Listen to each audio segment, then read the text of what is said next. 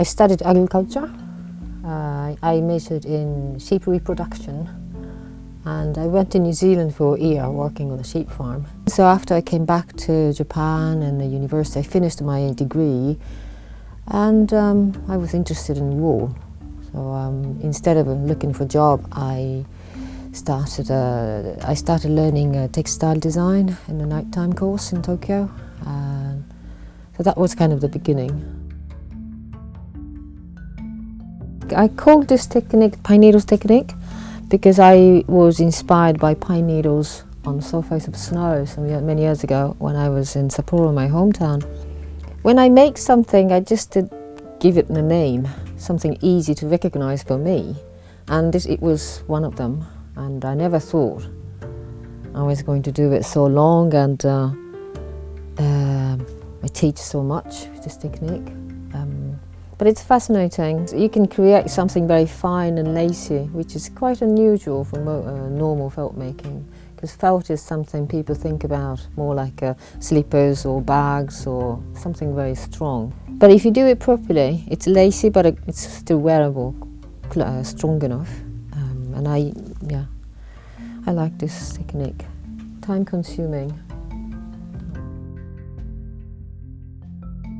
These clothes, it's all seamless, so you make it in just one go. So actually it's quite difficult to get the right shape and the right size, and especially if I work for like a commission piece, the piece need to fit. I really love the idea, because basically I started making clothes, something I want to wear, but then if I keep making clothes, I just want to stop it. So I really like doing different things. And I call it key warmer or key cozy, because in the winter time to grab the bunch of key is a bit cold in your hand. So then people come to my stand, like when I do have craft fair or things in Dublin, people come to my stand and they say, first, these tea cozies, they say, what are they? I could hear them talking a bit far away, and most of the people think they are a strange hat. And some people come to the stand and just put it on their head, but it's too big for anybody's head, and they started laughing. So I said, actually, and this is not a hat, and actually it's a tea cozy. And most of the people are like, what? Tea cozy? But it's still, if you're somebody who uses tea cozies every day, why not something special? Once in a while I meet somebody who really likes it and who doesn't mind spend some certain amount of money for a tea cozy, but it stays with them and they are so happy. Once in a while they come back to me and say, I use it every day, and anybody who comes to the house, they always love it, and we talk about it, and it's just a great art object on the table. I go for a walk nearly every day with my dog, and when I look around, I don't think about my work or this could be a nice texture or whatever. No, I just want to enjoy something beautiful, something I find beautiful. Something very important, something I really like, it stays in my mind. So when I think about a wall hanging or something, like when I see some colour or wool or fleece, then it comes back to me. This is probably the most unfunctional piece I do.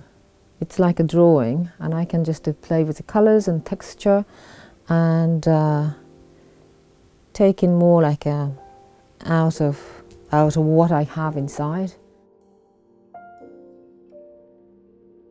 So for the wall hanging, I use a lot of fleece, and to do this, actually you can use many different types of wool. To make something functional, you have to use the right wool for the purpose. But for the wall hanging, it doesn't have to be too strong, it doesn't have to be too soft. So I can play with different fleece. So whenever I go somewhere, if it's possible, I try to get the local fleece. And especially if I can talk to farmers, it would be great. Interesting thing about felt making, because you can make something very solid and hard, or something very soft like this. It depends on what kind of wool you use and how much wool you use. I want to make something practical, in our daily life. Probably this is also something to do with my background, because I'm Japanese.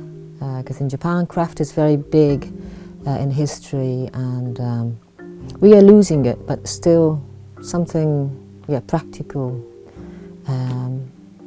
but it's still beautiful, and it's, it takes time to make one thing. But I think it's quite precious, especially nowadays. Everything everybody try to do anything quick, cheaper.